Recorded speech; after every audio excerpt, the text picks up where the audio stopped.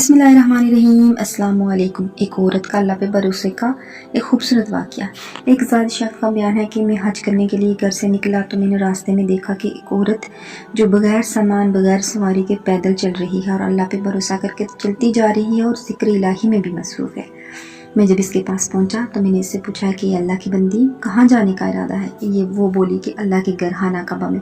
मैंने कहा कि तुम्हारे पास न सफ़र का सामान है न सवारी दिख रही है। वो बोली अगर तुम में से कोई शख्स दावत पकाए और लोगों को बुलाए, क्या इसके मेहमानों के लिए ये बात अच्छी होगी कि वो अपना खाना साथ लाए।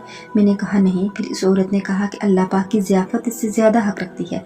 फिर वो हमारे साथ आई और पथरीली ज़मीन पर उतरी और कहती थी मेरे रब का घर कहाँ है। इससे कहा गया कि अभी थोड़ी देर बाद तू अपने रब का घर देख लेगी। जब वो मस्जिद हरम में दाखिल हुई तो इससे कहा गया कि यही तुम्हारे रब का घर है।